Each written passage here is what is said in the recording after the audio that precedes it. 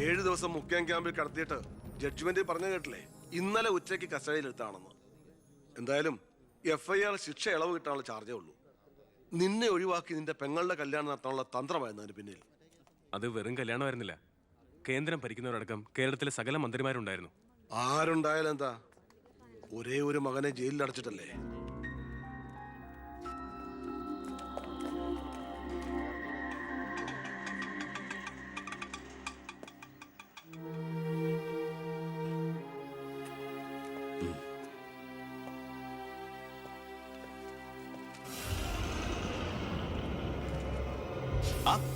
ഇതാര്?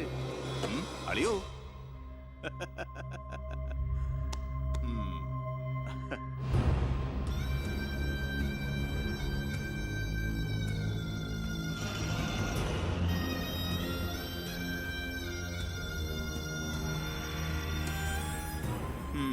ഒരു ദൂരയാത്ര കഴിഞ്ഞ് വരുന്ന ലക്ഷണമുണ്ടല്ലോ. അളിയൻ ഇത്രയും ദിവസം എവിടെയായിരുന്നു? നീ ഇങ്ങനെ നോക്കി നിൽക്കുന്ന അളിയന് പോയി ഒരു ചൂട് ചായ എടുത്തോണ്ട് വാ. ചെല്ല്. എന്തിനാ ഇപ്പൊ ഇങ്ങോട്ട് വന്നത്? കാണണ്ട നിന്നെ എനിക്ക്. വീട്ടിലൊരു നല്ല കാര്യം നടക്കുമ്പോ നാട് നന്നാക്കാൻ നടക്കുന്നു. മന്ത്രിയായി നിന്റെ അച്ഛനേക്കാൾ തിരക്കുണ്ടോടാ നിനക്ക്? ഞാനില്ലായിരുന്നെങ്കിൽ എന്താമേ, ഇവിടുത്തെ കാര്യങ്ങളൊക്കെ ഭംഗിയായിട്ട് നടത്താൻ എല്ലാരും ഉണ്ടല്ലോ. എത്തിയോ വിമതൻ?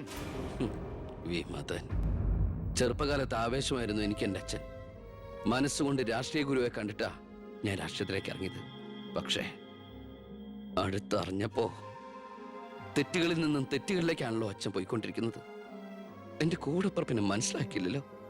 വളരെ വിഷമമുണ്ട്, സഹതാപമുണ്ട്.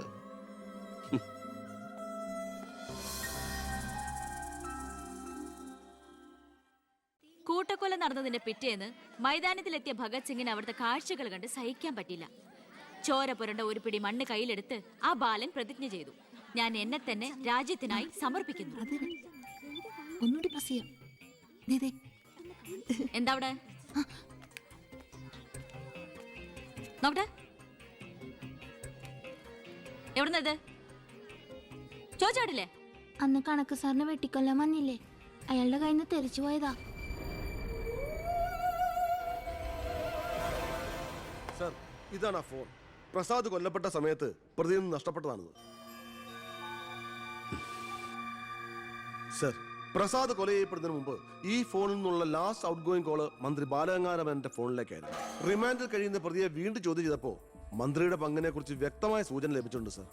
അത് മാത്രമല്ല സർ, മണിമലയാർ ഡാം അഴിമതി കേസിൽ 2 വട്ടം നോട്ടീസ് അയച്ചിട്ടും മേനോ ഹാജരായിട്ടില്ല. തനിക്കിതൊന്നും ബാധമല്ല എന്ന മട്ട മേനോനുള്ളത്.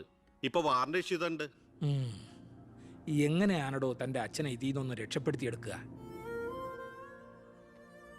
അച്ഛൻ ശിക്ഷിക്കപ്പെടണമെന്ന് ലോകത്ത് ഒരു മകനും ആഗ്രഹിക്കില്ല, ഞാനും.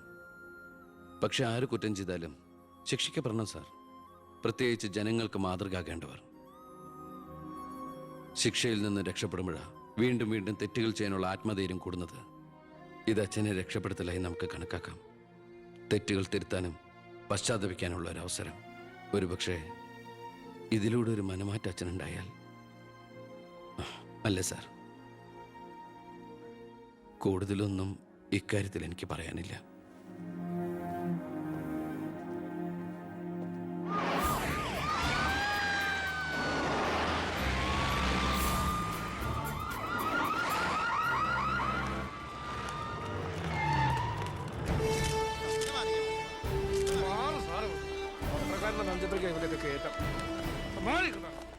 നിങ്ങളോട് വെയിറ്റ് ചെയ്യൂ സർ. അച്ഛാ, ഹർഷം വരുന്നു. അച്ഛാ, മുഖ്യമന്ത്രിയുടെ ഓർഡർ കൈ കിട്ടി അല്ലേ? അച്ഛനെ അറസ്റ്റ് ചെയ്യാൻ മരുമകന് ഡ്യൂട്ടി. അവറാച്ചൻ കളിക്കട്ടോ, കളി അവിടെ വരെ പോകുന്ന കാണാം നമുക്ക്. അച്ഛനെ കോടതിയിലേക്ക് കൊണ്ടുപോയാൽ മതി. ജാമ്യത്തിനുള്ള ഏർപ്പാടൊക്കെ ഞാൻ ചെയ്തിട്ടുണ്ട്. വക്കീലുമായി ജോസ്പേട്ടൻ കോടതി വെയിറ്റ് ചെയ്യാ. നീ എങ്ങനെ എന്നെ കൊണ്ടുപോകുന്നത്? കാറിൽ ഫോളോ ചെയ്താൽ മതി. കാറിലോ? എന്റെ പട്ടി വരും. പോലീസ് ജീപ്പിന്റെ പിന്നിലിട്ട് തന്നെ എന്നെ കൊണ്ടുപോകണം. അതിനു മുമ്പ് ഈ മുറ്റത്തിട്ട് എന്നെ തല്ലി ചതയ്ക്കണം, മുടുമുണ്ട് വലിച്ചു പറിക്കണം.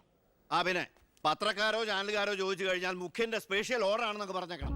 ഇതൊന്നും നീ ചെയ്യണ്ട, പോലീസുകാരെ കൊണ്ട് ചെയ്യിച്ചാൽ മതി. അയ്യോ, ഓ, ഇത് മുഖ്യമന്ത്രിയെ താഴെ ഇറക്കാനുള്ള കുശാഗ്രവതി ഇല്ലേ? എന്റെ പൊന്നെ, ഞാൻ എന്തുവായി കേൾക്കുന്നേ? ഗുരു എന്നെ ഒന്ന് അനുഗ്രഹിച്ചാട്ടെ.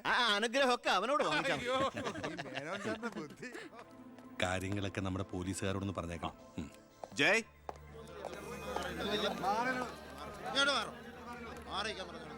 പത്രക്കാരും ചാനലുകാരും ഒക്കെ റെഡിയാ. എന്നാ പിന്നെ തുടങ്ങിക്കോ. നടക്കണം സാർ. പിടിച്ചു തള്ളണോ?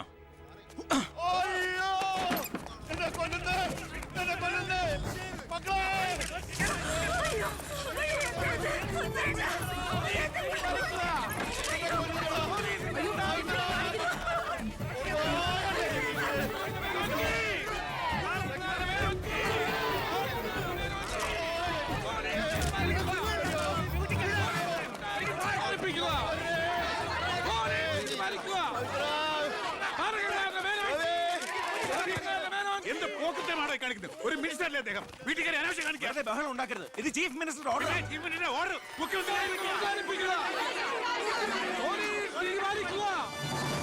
നമസ്കാരം. പ്രധാന വാർത്തകൾ. മന്ത്രി ബാലഗംഗാധര മേനോന്റെ അറസ്റ്റിൽ പ്രതിഷേധിച്ച് കേരളത്തിൽ പലയിടങ്ങളിലും അക്രമങ്ങൾ.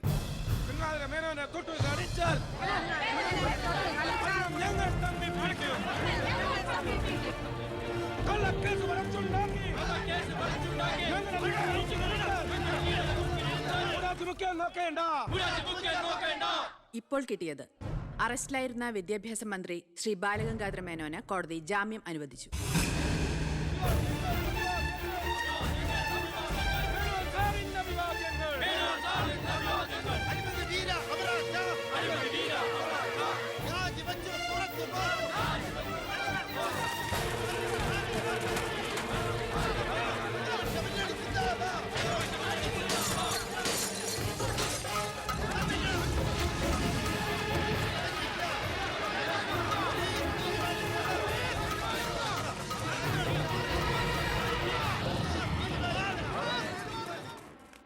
എടോ മേന്നെ, എന്നെ താഴെ ഇറക്കാൻ താൻ കളിച്ച കളി വളരെ ചീപ്പായി പോയി. ആവറാച്ചൻ എന്താ ഈ പറയുന്നേ? ഒന്നും പറയണ്ട. സൂത്രധാരൻ താനാണെന്ന് എനിക്കറിയാം. താൻ ഒന്നോർത്തോ, തനിക്കെതിരെയുള്ള വജ്രായുധ എന്റെ കയ്യിലുണ്ട്. ഞാൻ അതെടുത്ത് പ്രയോഗിക്കാൻ പോവുക. പ്രധാന വാർത്തകൾ. കേരള മുഖ്യമന്ത്രി PK എബ്രഹാം രാജിവെച്ചു. നിയമസഭ പിരിച്ചുവിടാൻ ഗവർണറുടെ ശുപാർശ. അവറാച്ചൻ രാജിവെച്ച് ഒഴിഞ്ഞാ പോരെ? മന്ത്രിസഭ പിരിച്ചുവിടേണ്ട വല്ല കാര്യമുണ്ടോ? പോണ പോക്കിലെല്ലാം തൊലയട്ടെ എന്ന് കരുതി കാണും. ഉത്തരത്തിലിരിക്കുന്ന എടുക്കാൻ പോയി ഇപ്പൊ കക്ഷത്തിരുന്ന പോയില്ലേ? ഞാൻ ഉദ്ദേശിച്ച നാളത്തെ പത്രവാർത്തകളെയാണ്. ഇപ്പോൾ കിട്ടിയ വാർത്ത. കേരള നിയമസഭ പിരിച്ചുവിട്ടു. തെരഞ്ഞെടുപ്പ് ഉടൻ. ഇനിയൊരു തെരഞ്ഞെടുപ്പിനെ നേരിടാനോ മുഖ്യമന്ത്രിയാവാനോ ഞാനില്ല. അതെന്താ? KDF ഭൂരിപക്ഷം കിട്ടില്ല എന്ന് കരുതിയിട്ട്? അല്ല, ഒന്നുകൂടി ആലോചിച്ചിട്ട്. ഇല്ലടോ, എനിക്ക് മടുത്തു. വേണ്ട, ഞാൻ നിർബന്ധിക്കുന്നില്ല. അപ്പൊ പിന്നെ അടുത്ത മുഖ്യമന്ത്രി എന്താ ഇത്ര സംശയം? താൻ തന്നെ. എന്താ? എന്തു പറ്റി? ഒന്നുമില്ല. ഇനി മുഖ്യമന്ത്രി സ്ഥാനത്തേക്ക് പറ്റിയ ഏക നസ്രാണി താൻ മാത്ര. മുഖ്യമന്ത്രി തൊമ്മൻ ചാക്കോ. ഞാനിത് സ്വപ്നത്തിൽ പോലും ആഗ്രഹിച്ചിട്ടില്ല. ഒന്ന് ചുമ്മാ പോടോ. ഞാൻ മാറണമെന്ന് താൻ മനസ്സുകൊണ്ട് ആഗ്രഹിച്ചിട്ടില്ലടോ തനിക്ക് മുഖ്യമന്ത്രി ആവാൻ. ഞാനോ? എന്താ ഈ പറയണേ? Excuse me sir. വാ വാ വാ. എന്തിനാ സാർ എന്നെ അത്യാവശ്യമായിട്ട് വിളിപ്പിച്ചത്? സന്തോഷമുള്ള ഒരു കാര്യം പറയാനാ വിളിപ്പിച്ചത്. പറയട്ടോടോ. തന്നെ ചിറ്റാരിക്കര മണ്ഡലത്തിലെ സ്ഥാനാർത്ഥിയാക്കണമെന്ന എല്ലാവരുടെയും താല്പര്യം. എന്താ? അപ്പൊ അച്ഛൻ? എടോ, മേനോന്റെ പേരിൽ അഴിമതി ആരോപണവും കേസും ഒക്കെ ഉള്ള നിലയ്ക്ക് 8 നിലയിൽ പൊട്ടുമെന്ന കാര്യത്തിൽ സംശയമില്ല. നമ്മുടെ മുന്നണിക്ക് ഭൂരിപക്ഷം കിട്ടുമെന്ന് ഉറപ്പില്ലാത്ത സാഹചര്യത്തിൽ ഒരു സീറ്റ് കളഞ്ഞു കുളിക്കാൻ പറ്റില്ല. താൻ ഒന്നുകൊണ്ടും പേടിക്കണടോ. താൻ ജയിക്കും. വർക്ക് തുടങ്ങിക്കോ. ഒരു MLA ആകണമെന്ന മോഹമൊന്നും ഇതുവരെ ഉണ്ടായിട്ടില്ല.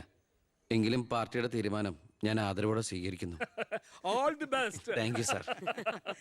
ജയിച്ച് MLA ആവുമ്പോ എന്നെ മുഖ്യമന്ത്രിയാക്കാൻ കൂടെ നിൽക്കണേ.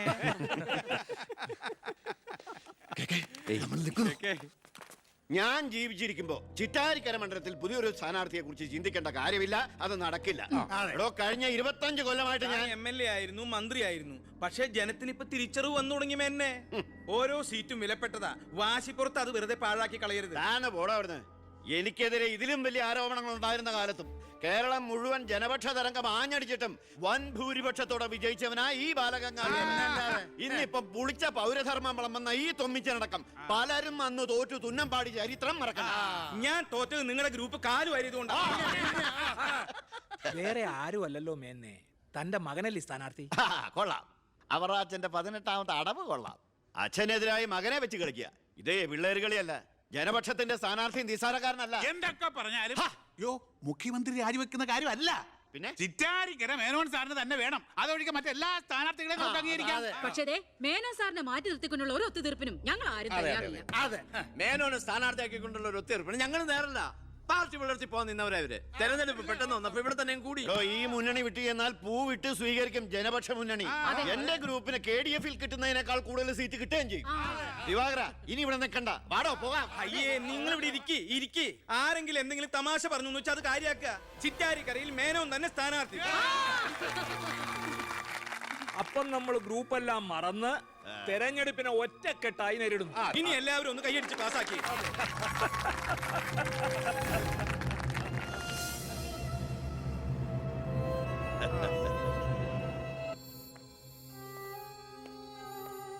വിഷമിക്കണ്ടടോ, താൻ ചെറുപ്പമല്ലേ, ഇനി അവസരമുണ്ട് ഒരുപാട്.